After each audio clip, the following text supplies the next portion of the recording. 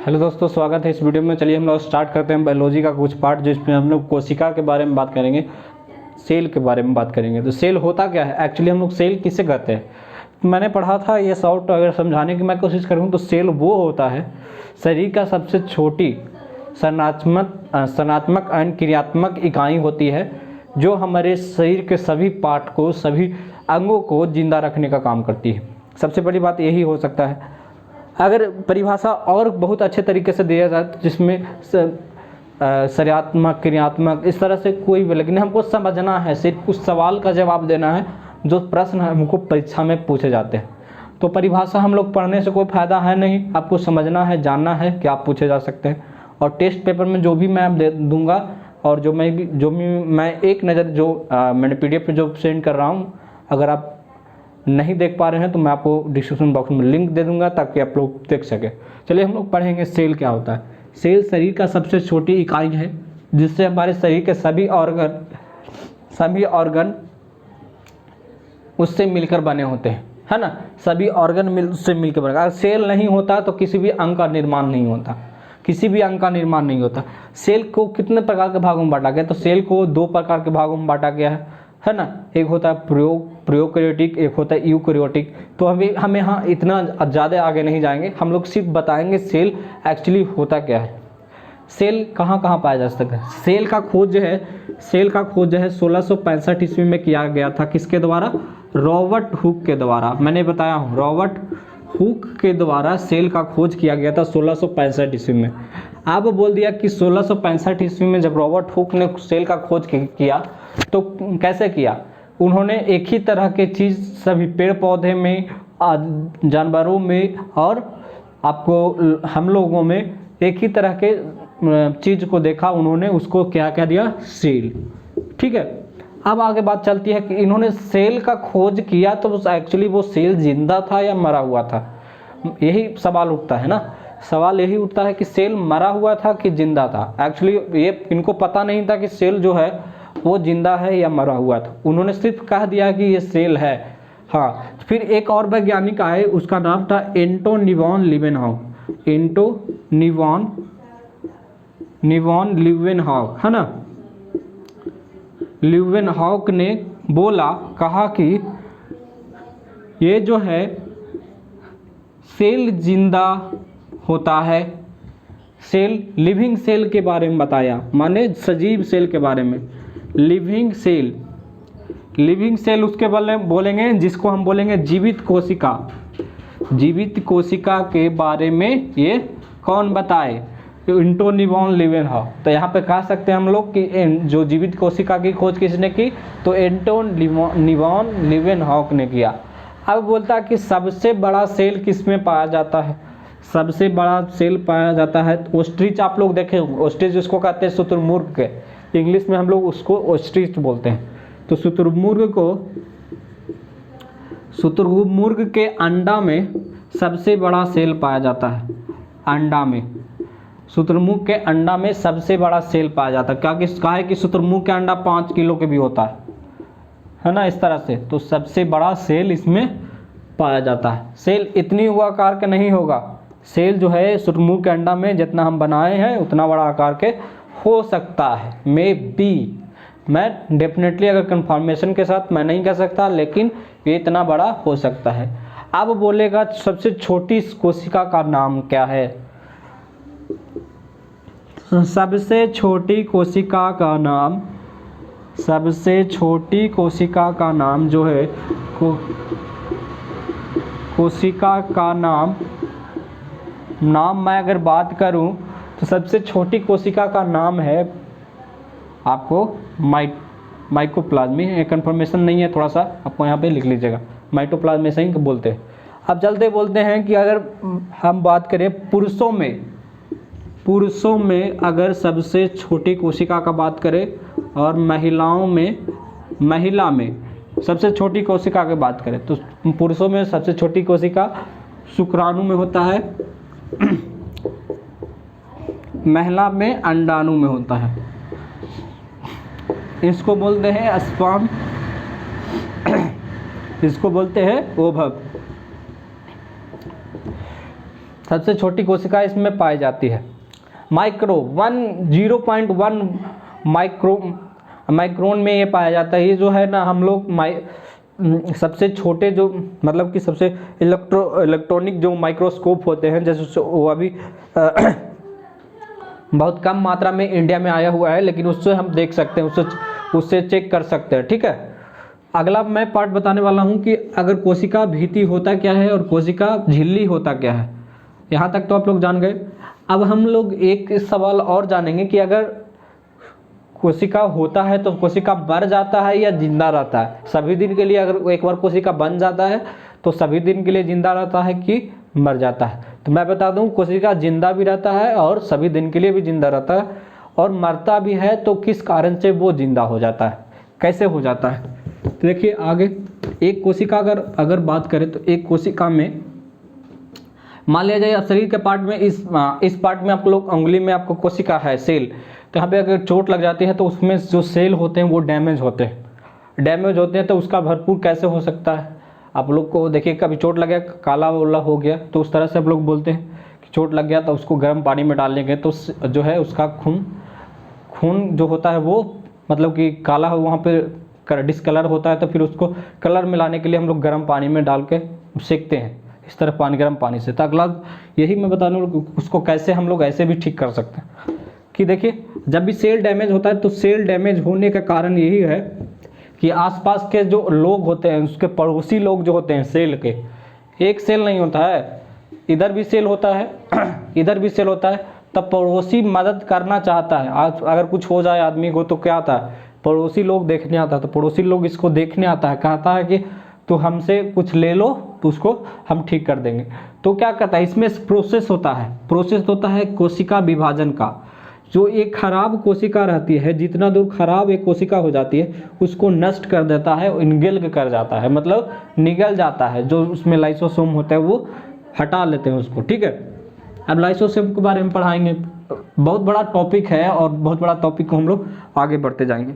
ठीक है, तो यहाँ पे जैसे हम अगर बात करें कि जैसे ये जो हो गया इनगेल्क कर जाता है, अंदर इनगेल्क कर जाता है, सॉरी, ये जो कोशिका सेल डिवीजन करता है, कोशिका विभाजन करता है, तो एक जो अच्छी कोशिकाएं होती है, ये अच्छी कोशिकाएं होती है, जो एक कोशिका दूसरे नए कोशिका का निर्माण कर देती है। जिसमें घर में आपने सुना होगा कि बंटवारा का, तो एक पिताजी थे और उसके 2 बेटे थे, दोनों साथ में पहले रहता था, और अब जो है उसकी शादी हो गई।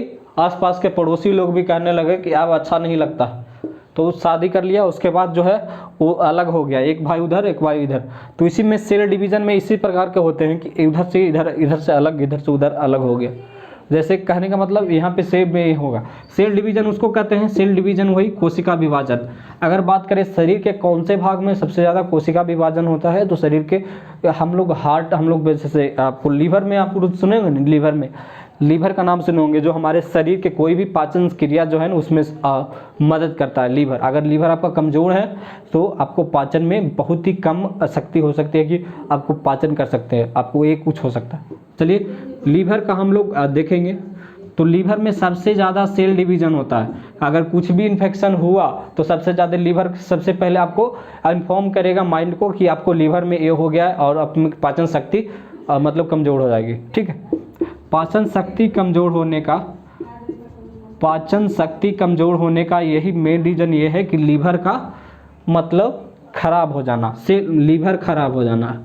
ठीक है, तो सबसे ज़्यादा अगर पूछे एग्जाम में आपसे ये भी सवाल पूछा जा सकता है कि सेल डिवीजन जो होता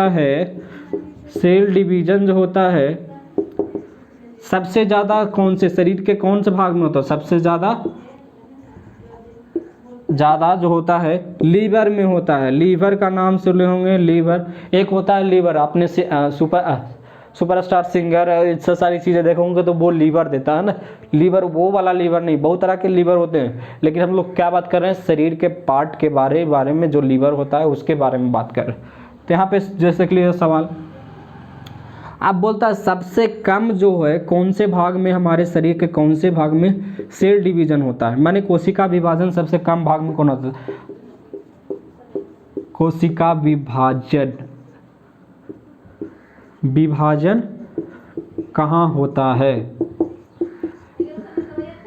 कहाँ होता है। जैसे अगर हम कह दें, जैसे हम कह दें कि कोशिका विभाजन शरीर के कौन से भाग में कहाँ मतलब कि कम होता है, कम होता है, तो हमारे जो माइंड होते हैं, न्यूरॉन जो होते हैं, तंत्रिका तंत्र होते हैं, उसमें जो न्यूरॉन जो होते हैं और मस्तिष्क में कोशिका विभाजन ना के बराबर होता है। अगर चांसेस होते हैं, अगर कोई किसी व्यक्ति को अगर जाते हुए देखिएगा, अगर कोई व्यक्ति जो जा रहा है, अगर कोई गिर जाता है, वो कैसे गिरेगा, पीछे बैक साइड से गिरे और उसको सिर में यहाँ पे अगर चोट लग जाए तो ज़्यादा चांसेस हैं कि वो रिकवर नहीं कर पाता, ताकि वो ब्रेन हैमरेज हो जाता है या किसी तरह के वो कॉमाज में, जैसे जो माइंड के जो ब्रेन के जो नसेस होते हैं वो क्या जब फट जाता है या क्लॉटिंग हो जाता है, ब्लड का क्लॉटिंग हो जाना, वहाँ पे रुक जाना, तो आदमी सोच नहीं पाता है, ब्रेन डेड हो जाता है, ब्रेन अच्छा से काम नहीं करता है। हाल फिलहाल में ही देखिए राजू श्रीवास्तव जो हमारे स्टैंड अप कॉमेडियन थे, उनका ब्रेन डेड हो गया, वो चलते चलते उनका हार्ट अटैक आ गया था और गिर गए थे, तो उनका जो ब्रेन जो था वो उनका डेड हो गया था। तो ब्रेन डेड होने के कारण वो 41 दिन या 45 दिनों के अंदर में दिल्ली एम्स में जो भर्ती रहे। उसके बाद कल परसों जो है उनका देहांत हो गया 10-10:30 बजे। तो उनकी आत्मा के लिए, शांति के लिए हम लोग कुछ स्टेटस वगैरह भी लगाएं, लेकिन वो हमारे जीवन में सबसे ज़्यादा अच्छे स्टैंड अप कॉमेडियन थे और उनके जैसा अभी कोई आएगा भी नहीं और आया भी नहीं है, ठीक है। तो सबसे ज़्यादा कोशिका विभाजन कम कहाँ होता है, तो हमारे मस्तिष्क में। अगर मस्तिष्क ऑप्शन में नहीं रहा तो हम लोग न्यूरॉन जरूर रहेगा, न्यूरॉन, ये दोनों ऑप्शन जरूर रहना चाहिए। नहीं रहेगा तो हम न्यूरॉन डालेंगे, अगर न्यूरॉन रहेगा तो मस्तिष्क नहीं डालेंगे, ठीक है। अब सवाल उठता है कि कोशिका विभाजन हो गया तो बंटवारा दोनों में हो गया, तो अब बात करें कि बंटवारा होने के बाद दोनों अलग कैसे हो गया, अलग अलग कैसे हो गया। तो अलग होने का मेन कारण था, देखिए, जब एक कोशिका जो निर्माण कर लेती है अलग दूसरी कोशिकाएं का, तो अलग अलग खाना पकावे लगता है, अलग अलग रहने लगता है, सब कुछ अलग अलग ला के खाएगा। तो यहाँ पे ये है कि अब आ जाता है, हम लोग कोशिका झिल्ली की बात करते हैं। एक लेयर चढ़ गया किस पे, कोशिका पे, उसको हम बोलेंगे कोशिका झिल्ली। कोशिका झिल्ली, कोशिका झिल्ली, लेयर चढ़ गया, लेयर क्या होता है, झिल्ली। झिल्ली, अगर झिल्ली कहे हम इस बात का, अगर हम कंफर्मेशन दें कि झिल्ली होता है क्या है, तो हम लोग जब मार्केट जाएं, मार्केट में जो झिल्ली होता है, ये होता है आपको, ये प्रोटीन का बना होता है, समझे, प्रोटीन का बना होता है, प्रोटीन का बना होता है, ये प्रोटीन का बना होता है। और कोशिका को अंदर जाने वाले पदार्थों, खराब पदार्थों से जाने से वो मदद करता है, वो सुरक्षा प्रदान करता है, ठीक है। और इसकी आकार निश्चित करता है, इसकी आकार वो निश्चित करता है, इस तरह से आकार में होगा। फिर आगे चलते हैं हम लोग, कोशिका भित्ति होता है, कोशिका भित्ति, इस तरह से नॉर्मल वे में बताना, कोशिका भित्ति होता है, जिसमें हम लोग बात करें तो ये जो है लेयर का भी लेयर, मैंने पापा के भी पापा, मैंने दादा है, जैसे कहने का मतलब, तो लेयर ही चढ़ा, दूसरा लेयर ये है। जब लोग बाजार जाते हैं तो हम लोग बाजार सब्जी लेने गए, सब्जी लेकर के हम लोग लाए, खरीद ही रहे हैं, खरीदी का प्रोसेस है, खरीदने वाला। तो खरीदने वाला प्रोसेस ये है कि जैसे हम लोग बाजार में गए, बाजार से हम लोग सब्जी खरीदना शुरू किए, यही प्रोसेस है कोशिका झिल्ली वाला। जब सेल मेम्ब्रेन की अगर बात करें तो सेल मेम्ब्रेन में यही प्रोसेस है, और सेल वॉल में भी वही प्रोसेस है। तो हम लोग यही बात करेंगे। जब बाजार हम लोग गए, बाजार से हम लोगों ने 1 किलो सब्जी खरीदा, चाहे वो आलू खरीद ले, चाहे करेला खरीद ले, किसी भी, तो वो दुकानदार ने क्या किया कि 1 किलो वाला पॉलीथीन में सब, मतलब कि वो आलू दे दिया, और उसकी कैपेसिटी पॉलीथीन की क्या है, 1 किलो ही है, क्या है, 1 किलो ही उसमें अट सकता है, वरना वो फट जाएगा, ठीक है। अब क्या हो गया कि आगे जो है, आगे गए कुछ समय, कुछ दूर बाद अगर दूसरे दुकान पे गए तो वहाँ पे कुछ ना, आपको कुछ और पसंद आ गया, जिसमें वो खाने का मन करने लगा, तो करेला पसंद आ गया, तो 1 किलो और ले लिए। तो जो बेच रहा था वो दुकानदार करेला, उसके पास पॉलीथीन था ही नहीं, तो हमने कैसे भी करके उसमें 1 किलो वाला जो आलू लिए थे उसमें एडजस्ट कर दिए। एडजस्ट करने के बाद हम लोग को देख रहे तो उसका पॉलीथीन का जो पोजीशन था वो ख़राब हो रहा था, वो फटने के कगार पर था। तो फिर पुनः उसी दुकान पे हम लोग गए जहाँ से हम लोग आलू खरीदा था कि भैया एक पॉलीथीन और दे दीजिए, हम लोग को ये पॉलीथीन थोड़ा फट जाएगा। उसके पास पॉलीथीन नहीं था, तो वो क्या करता है, एक पॉलीथीन वो दुकानदार जहाँ से आलू लिए थे हमने वहाँ वो दे देता है। सेम प्रोसेस वही है सेल बॉल में, यही कि इसका एक लेयर होता है, एक पॉलीथीन चढ़ल है और दूसरा पर दोनों पॉलीथीन चढ़ल है।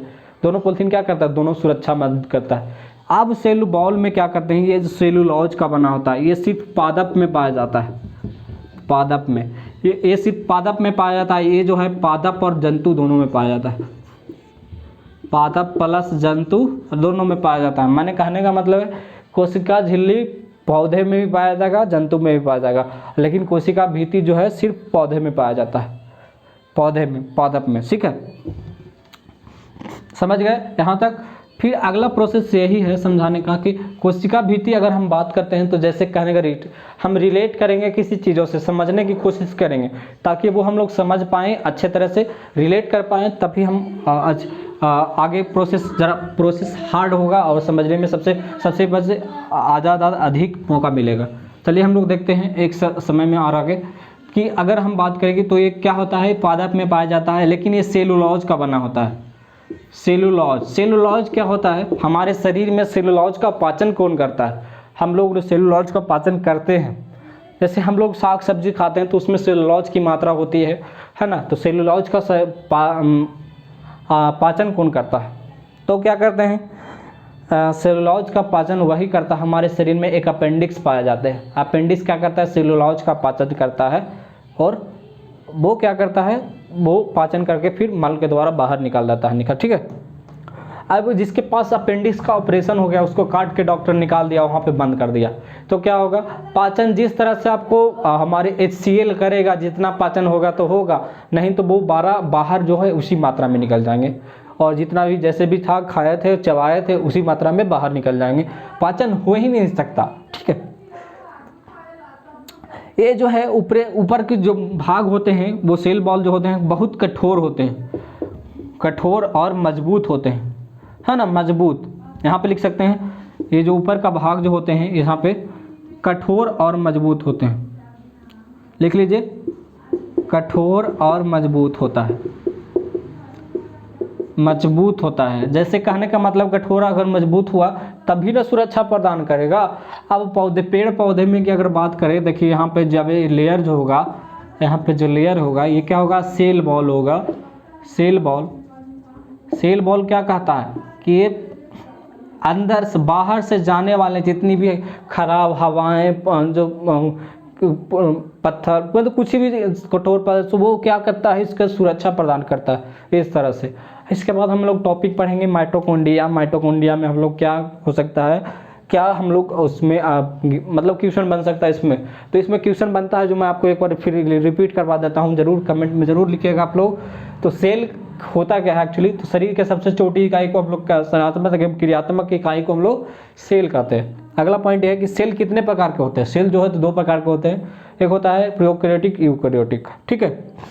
सेल डिवीजन सबसे ज़्यादा कहाँ होता है, तो सेल डिवीजन हमारे शरीर में सबसे ज़्यादा लीवर में होता है। अगर बात है कि मनुष्य सबसे छोटी कोशिका का नाम क्या है, तो माइकोप्लाज्म। इस तरह से कोशिका विभाजन सबसे कम कहाँ होता है, सेल डिवीजन सबसे कम कहाँ होता है, तो हमारे मस्तिष्क यानी न्यूरॉन में। हाँ, एक कंडीशन मैं बताना भूल गया कि अगर सेल डिवीजन अगर होता है तो मस्तिष्क में नहीं होता, कम होता है। अगर होता है ना के बराबर होता है तो 10% इसमें चांसेस होते हैं। 10% चांसेस कैसे हो सकते हैं, तो 10% चांसेस इसलिए होते हैं कि 10% इसमें गिलियल सेल पाया जाता है। गिलियल सेल इसमें पाए जाते हैं, वही गिलियल सेल क्या करता है, सेल डिवीजन यानी कोशिका विभाजन करती है। अब हो गया कि मनुष्य के शरीर में जो पुरुष होते हैं, पुरुषों के शरीर में सबसे छोटी कोशिका कहाँ पाई जाती है, तो उसके स्पर्म में यानी शुक्राणु में पाया जाता है। महिला के शरीर में तो महिला के उसके ओवम यानी अंडाणु में पाया जाता है। कोशिका झिल्ली किससे बने होते हैं, तो कोशिका झिल्ली जो होता है ये प्रोटीन का बना होता है, ये पादप और जंतु दोनों में पाया जाता है, ठीक है।